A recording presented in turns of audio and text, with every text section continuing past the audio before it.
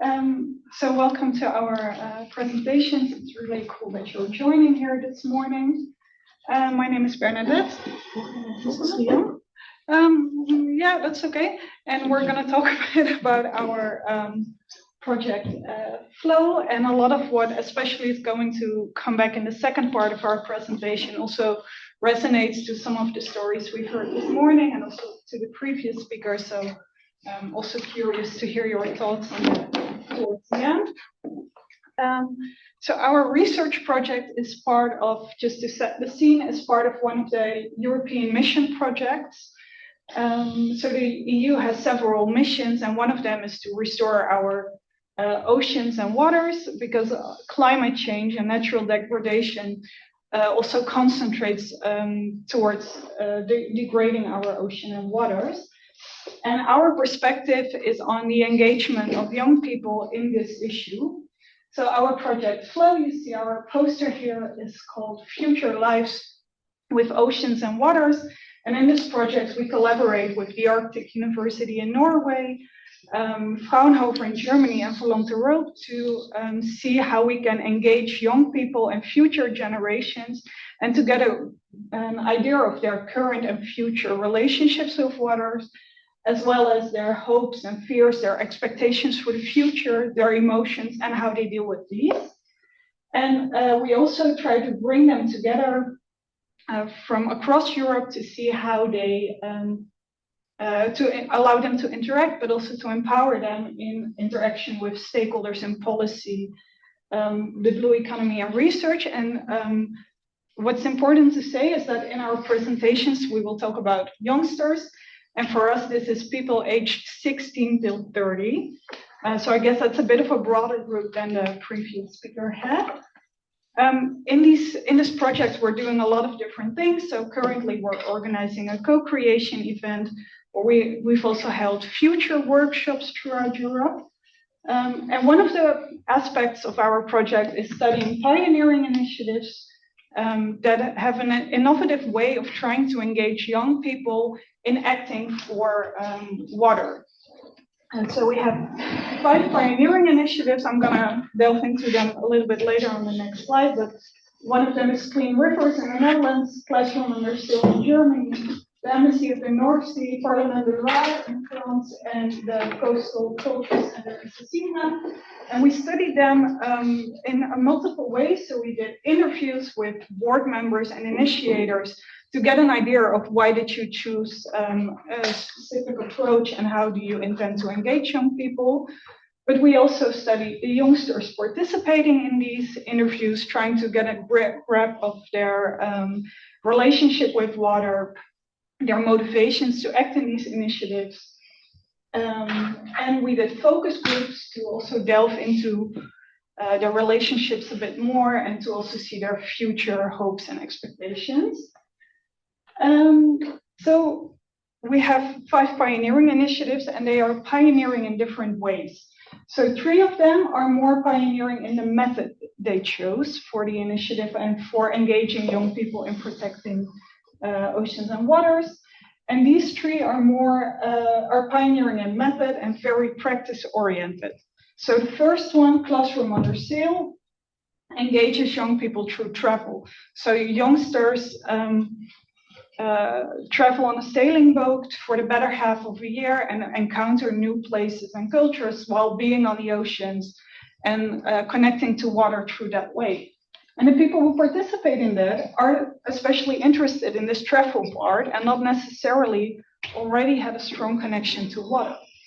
Whereas the people participating in Clean Rivers, which is a citizen science project where people twice a year inventory the garbage along the riverbeds in the Netherlands to see what kind of garbage there is and clean it while they're at it. Those are people who are very much already engaged with water, motivated also in their jobs to protect waters, for example. And they want to participate also to see what happens and to immediately see effect of what they're doing by cleaning, for example, the riverbeds. And the third practical one has a focus on culture and community, and this community approach is what makes this initiative pioneering. And also the people participating in this project were already engaged with water, and specifically to the Sesimbra area, also through generations. The other two, so the Embassy of the North Sea and the Parlement de Loire, is more pioneering in its theme. They are more theory-oriented, and they focus, for example, on the work of Bruno Latour and the Parliament of Things, which we've also discussed briefly yesterday. And they have more focus of philosophy and art. So, for example, the Embassy of the North Sea had a design contest where young people try to find ways of giving a voice to the North Sea. And that attracted people, not necessarily because they were interested in the North Sea, but because they were interested in the work of Bruno Latour or in design aspects and art. But through participating in these initiatives, their engagement with water grew, and some of them also shifted their career towards more water-oriented work. And despite all these differences, all of these projects satisfy the basic psychological needs of young people in order to have this self-determined action. So, for example, there's a sense of autonomy, that they can make decisions in what they're doing. They are competent, they know they have the skills to do what they want to do. And relatedness was something that was very important for these young people to be active in these initiatives, because they had a group of people to do it with. And despite these three being reproduced in all of the pioneering initiatives, there is some difference. So, for example, in Clean Rivers, autonomy wasn't that much of a big thing because they had to follow a protocol because it's a citizen science project. But that was also okay because the people participating in that had other ways to act for nature and for water in their lives, in which this autonomy could more to be fulfilled. Yeah, then I'll take over. Yes. Another theory we worked with is dealing with coping strategies. So how do young people deal with climate emotions and other environmental emotions? And we found literature from Ayala and Jola. And they say, in general, people can have three sort of strategies. The first one is more focused on the emotions itself. So, well, basically on avoiding them. So you try to escape from painful feelings through distraction and news avoidance. So you don't have to deal with all these emotions. Or you also see a group that just focus on hopelessness. But you can also consider that as a form of avoidance, because most of the time that leads to the conclusion that action is pointless because it's hopeless. A second strategy is called problem focus, and this is a group of people that focus on environmental action in the private sphere. So they do a lot of things, for instance, on household environmental actions on an individual level in the private sphere. So it might also be the group that you referred to in your question. But in the end, they have a low subjective well-being because they do as much as they can and they want to have a clean conscience, but they know, or they realize that the problem is bigger than that and they cannot solve it with their individual actions because you need more actions on the collective level. So these people also experience low subjective well-being. They're doing a lot, but it doesn't feel meaningful. And then the last strategy that they distinguish is called meaning-focused. And these people, and this is the difference between a group that act on an individual to more a collective level, because this group finds meaning in the struggle to deal with the problems, and they add meaning to their actions. They feel that their actions are meaningful.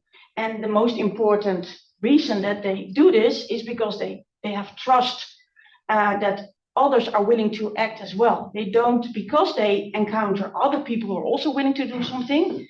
It can be just on a local level, like a small garden project or something, but this gives them trust that they are not the only one who wants to do something, and that they are engaged. And that leads to what's called constructive hope. I believe you also used the term this morning. I really like this term, and I feel that, well, it relates to this hopeful action and what we call meaningful action. I think what you call hopeful action and we call meaningful action is quite the same. And that's the ability that you can deal with all these uncertainty and that you find meaning in your action. So you believe you can make a difference. But for that, you need trust in the actions of others. And that then can also be like governmental action. So, and in our research, we talked to the youngsters, as Bernadette explained. Did we find these three strategies? Well, what we found was we found young people with sort of combination between the emotional and the problem-focused strategy. We could not really distinguish that. And you see here people that say, I do what I can, but I put away my emotions and avoid the news. So here you see the avoiding of painful feelings, and you see the news avoidance. I try not to think about it, plastic, climate change, overfishing. I do what I can so that I can have a clear conscience. Here you also feel the frustration that you cannot do more. I can reasonably turn that off, the emotions. I would rather not know, which of course is not really a good attitude, so low subjective well-being, but it's how I keep my head above water. So this is a clear combination of these two strategies, which it's not really leading to meaningful action. And then we found a group of people. For instance, these people say, I still have hope that we can counter climate change if we all work together. So this is very clear, the connection between the hope and the working together, like the relatedness that Bernadette presented from the self-determination team. And another person said, it helps to work with a group of people who are as passionate as you are and have the same objective. So you feel the recognition and the trust in others. You find your peers, so to say. Also, some young people talked about intergenerationality as a difficult word to express. So that also relates to the presentation of Sadie before, the one before. And interestingly enough, we expected to find more like intergenerational conflict, that people would blame the other generation. But that wasn't the case that much, which is hopeful in itself. So, on the contrary, we found, and especially in the German initiative, they talked a lot about it, that they felt that they received support from all the generations. So the solidarity that Sadie also talks about. And especially in the Dutch initiatives, people expressed the need or the wish to learn from other generations. A nice example was that all the generations had a lot of experience in protesting, for instance, against nuclear energy, and younger generations felt that they could learn from that. We did find some intergenerational conflicts more in the terms of blaming each other for their actions, but at the same time, the young generations blamed their own generation. They were sort of ashamed of their own generation being consumeristic. So it was not that much difference. And they also said that they felt like if you look at human-water relations, which is the focus of our project, that they didn't think that the old generation had totally different human-water relations than they had. When they felt that the difference would be more in difference in social milieus, instead of being different between generations. Yes. So coming to our conclusions, we were really struck by the high level of news avoidance amongst these youngsters. And we found some literature that it could lead to a decline of citizenship, but we did not find a lot of literature on what it meant for engagement and meaningful action. And we hope that maybe there are people in the room, we can discuss this later, if you know something about it, because we're really wondering, like, what does it mean, this news avoidance on the longer term? Because it was really strong. And also, what can we do about it if it is problematic? Probably it encourages ending up in your own bubble. So yeah, I feel we should do something about it. So that's an interesting thing, maybe also for future research.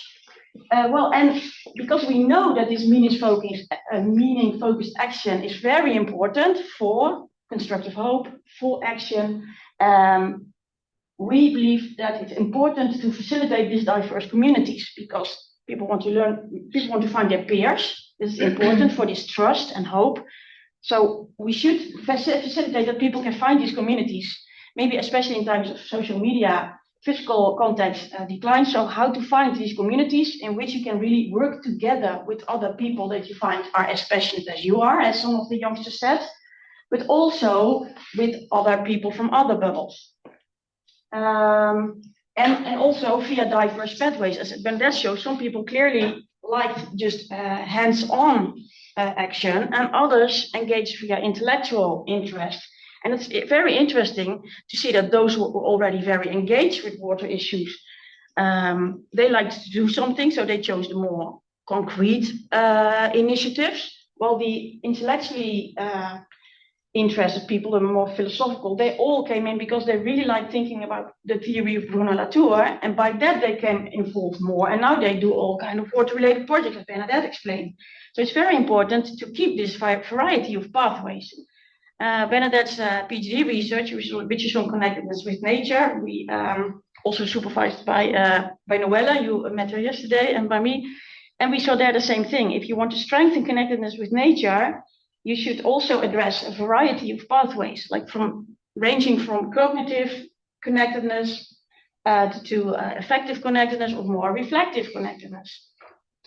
And finally, we found that this intergenerational collaboration, which is strengthened by the theory that Sadie presented, is very important and should be addressed as well. So we came to the conclusion that finding positive meaning in your actions is a condition for constructive hope, and we need this constructive hope to keep our head above water. Thank you.